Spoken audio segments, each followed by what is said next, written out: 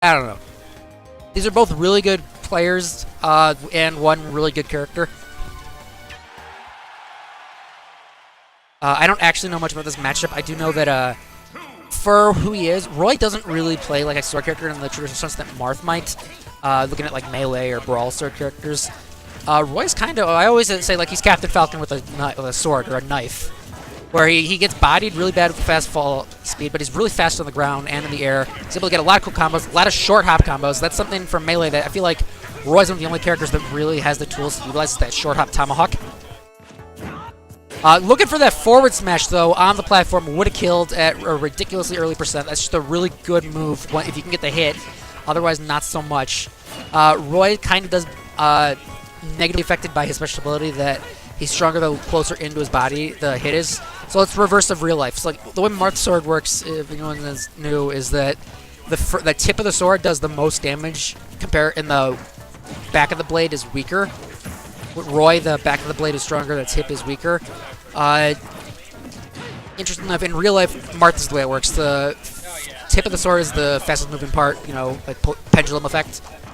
Anyways, because of that, when you're spacing, you're trying to space at the furthest distance, which means that Roy doesn't get as much safeness as Marth does, because when he spaces with his best part of the blade, he's going to be further away, and he's going to hit, you know, they're going to be further away, so it'll be more safe. Roy is going to, if he hits with the weak part of the sword, he might not get as much shield stun and more danger getting hit. If he hits at the close part of it, he might get the shield stun, but he's so close to them. Also, I think Marth's sword might just be longer. I don't know. Roy's is in like a backhand style that is like not real. More like that's like a reverse grip that you might see like with a knife fighter. I don't know. It's interesting. It makes his animations very different than the others. It makes him play differently. I feel like it does put him at a disadvantage, though, in terms of like his range. I don't know. I'm gonna stop ragging on him, though. One thing, though, is that compared to Marth, who can come back from very far away, Roy does not have a very far recovery. His is interesting in that when you're coming back horizontally, it can be hard to intercept. But like if you take his jump, he's dead. Did you say that commentary doesn't work? No, the bingo square, do you see that? Oh yeah, do we have the bingo square? Can we put that on the screen? I don't have it right now. Okay, Discord is in the capture. Okay, now it's not.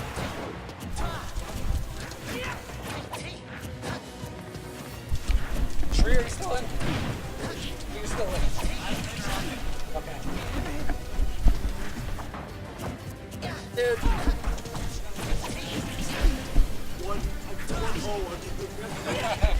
Right, that's all it takes.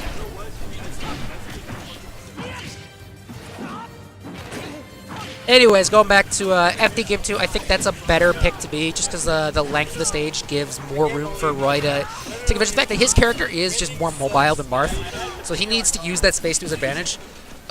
Maybe Town was banned. This time he waits, though. ItsOn goes for that counter again, but Roy waits it out. He's looking for some forwarders, looking to push him off the stage and press his advantage. Can't go as far out as Marth can in this situation, but his moves also aren't going to send him as far, but you can get him in further out. See, like that was an example of hitting with the tip of his sword, which is the sour spot in Roy's case, which was unfortunate. There are cool combos you can do with it, like it makes his Nair one an amazing combo starter.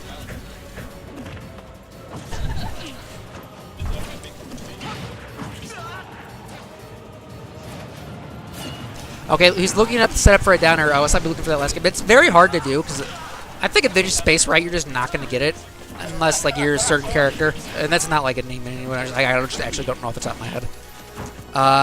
Okay, Roy going for that up B. That kills. Marth's doesn't in most situations.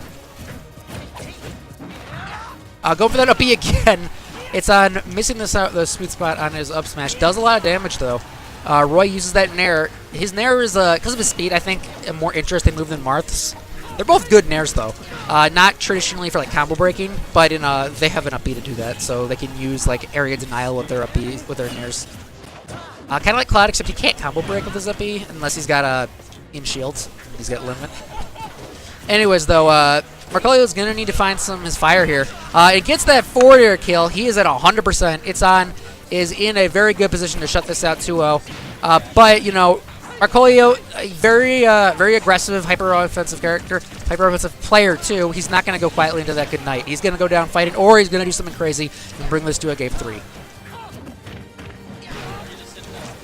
ItsOn looking for some kind of follow-up of his throw, or maybe just gain stage position.